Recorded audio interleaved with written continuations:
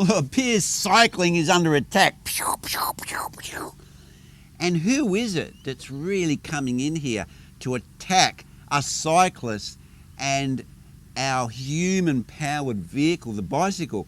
Well, it's the electric scooter. And I've seen quite a few people purchasing these electric scooters, and they're just popping up everywhere in Perth, WA. So I don't know what it's like where you are.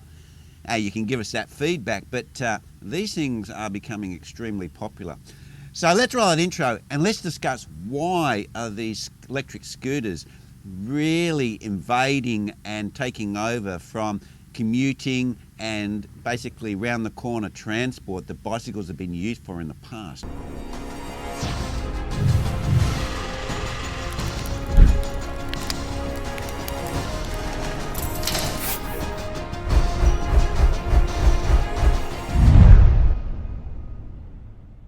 Well, electric scooters have really been convenient, and we're seeing them popping up in all of these electronic stores and phone stores and everywhere. And there's a brand called Ninebot, which I think is owned by the Segway, those Segway machines. But in Australia, they're actually banned, those things. Well, they're not banned completely, but you need a license to use them. So the average person can't buy a Segway. But what they can buy is these electric scooters, and they're sold just about everywhere. Every little shop that sells electronics is selling these things, including your name stores and also electronic stores and all those sorts of things. And the other thing is they're incredibly good value. In Australia, they're about $1,100, $1,200, which is probably around about $700 or $800 US, which is about the same price as some very flashy derailleur hangers or oversized pulley wheels. So that's the value that they're getting for these little scooters, and they go pretty far. I know one guy, he does a round trip, and he does about, I think, 15 kilometres each way, and he goes on his little scooter. And he was a bicycle rider, and I've also heard another couple of people that use their bicycles to come to work. They're not hardcore riders, but they're riders that, you know, they're fair weather cyclists, and they're talking about getting these electric scooters.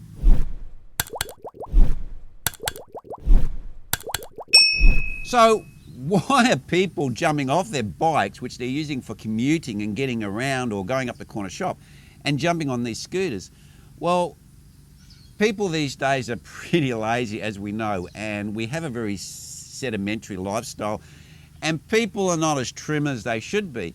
And when they get on a bike and they get to a bit of a hill, it's hard work, you know, and they're sweating and panting and puffing, and they go, man, you know, it's hot today, it's cold today, I can just ride a scooter, and it's just so much easier. And the price of these scooters is extremely competitive compared to bicycles.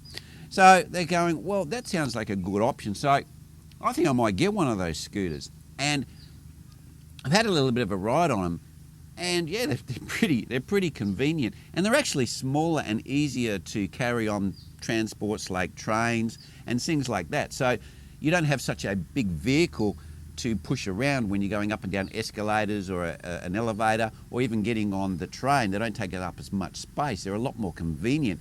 And this is, I think, the big attraction of these electric scooters.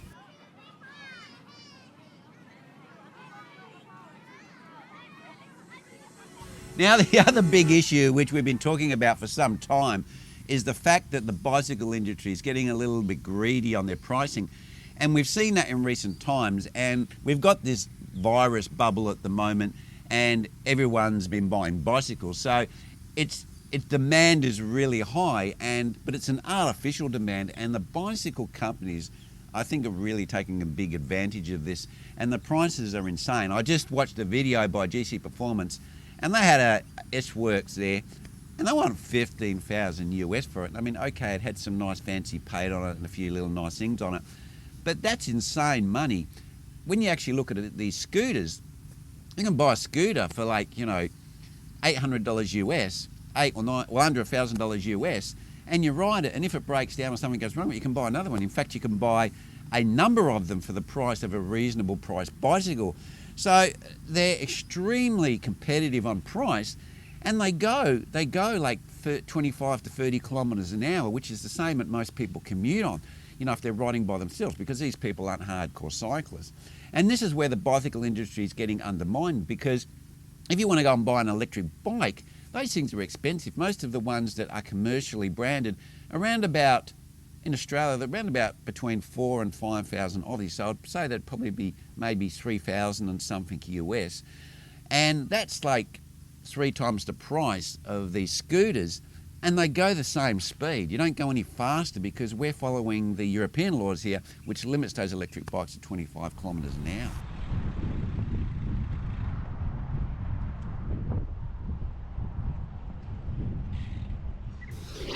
So in conclusion, I think the bicycle market is really shooting themselves in the foot here, because what they're doing is they're pricing their products and putting all this fancy stuff on them, like disc brakes and integration, and putting a bigger price tag on it because, hey, look, we're putting all this new fancy stuff on their bikes. And what's happening is this whole other mode of transport is coming underneath the bicycle industry, which is these electric scooters, and is really taking a lot of the market share. Now, we're just seeing the thin end of the wedge at the moment, but my prediction is that these scooters are really going to take away a lot of sales, especially in the electric bike market and the commuter market. Maybe so much not in the enthusiast, where the people who want to have bikes that are a bit more, they like to go on group rides, a bit more performance orientated, maybe not in that area. But what it's going to do, it's going to significantly impact on that middle price point, lower price point, and also the electric e-bike market. So guys, what do you think about these electric scooters? Do you reckon they're a real competitor to the bicycle market, or do you think that people will still do both? So leave your comments down below, and I will catch you next vid.